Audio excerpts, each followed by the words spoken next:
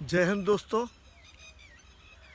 मैं आज माँ के ऊपर लिखी एक कविता लेकर प्रस्तुत हूँ। ये मैंने मातृत्व दिवस पर लिखी है। माँ का आंचल ठंडी छाया, माँ से सब कुछ हमने पाया। माँ का मतलब सब जग जाना, ब्रह्मा विष्णु महेश ने भी माना। माँ धरती पर ही अंबर है, आशीर्वाद से सुख भरती है, स्पर्श मात्र से दुख हरती है। दुर्गा लक्ष्मी सरस्वती है, अनुसुईया देव की सावित्री है। माँ हिमालय की ऊंचाई है, माँ समुद्र की गहराई है। माँ की महिमा अपरंपार है, माँ शब्द में जीवन का सार है। पर दोस्तों, मेरी नज़र में माँ का मतलब क्या है, ये सोचते सोचते मैं बहुत भावुक हो जाता हूँ कि बच्चा जब पहली बार मुंह खोलता है, माँ शब्द ही सबसे पहले बोलता है। माँ शब्द ही सबसे पहले बोलता है, क्योंकि माँ शब्द में पूरा ब्रह्मांड समा सकता है। जाने क्यों इंसान माँ पर नहीं खुद पर घमंड करता है। मैं आज माँ की महिमा को खुलकर बता देता हूँ। जिसकी बात करूँगा उसी माँ का मैं बेटा हूँ। जिसकी बात करूँगा उसी माँ का मैं बेटा हूँ। 82 की उम्र में माँ को सब कुछ दिखाई देता है, पर सुनाई कुछ कुछ ही देता है। 82 की उम्र में माँ को सब कुछ दिखाई देता है, पर सुनाई कुछ कुछ ही देता है।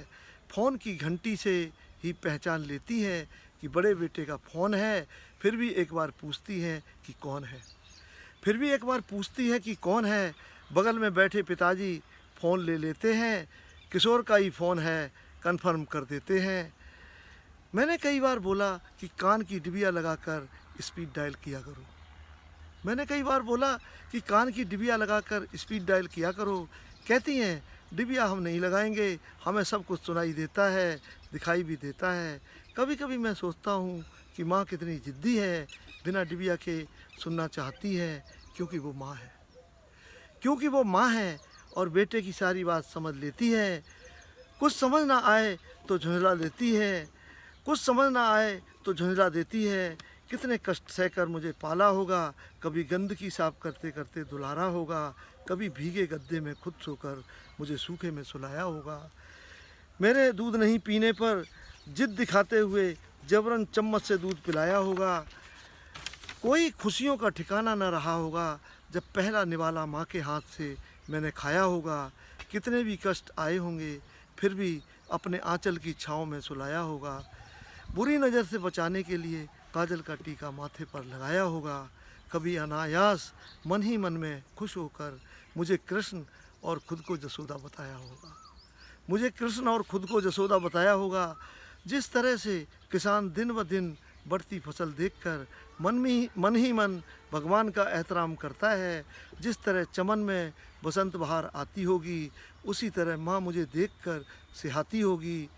जिस तरह से माँ अपना सर्वस्व न्यौछावर कर देती है, जिस तरह से माँ अपना सर्वस्व न्यौछावर कर देती है, अलग अलग औलाद उसका क्या सिला देती है। सर्वस्व न्यौछावर करने पर भी माँ कितनी धनी होती है। 1000 जन्म लेने के बाद भी औलाद माँ की ऋणी होती है। ऋणी कभी साहूकार नहीं बन सकता। ऋणी कभी साहूकार नहीं बन सकता। फिर ज़माना अमीरी का क्यों ढोंग करता है। माता पिता के चरणों में जो सुख होता है, कोटि कोटि योनियों के पाप धो देता है। तन समर्पित मन समर्पित माँ और मातृभूमि, तुझे ये जीवन समर्पित, जीवन समर्पित। जय हिंद।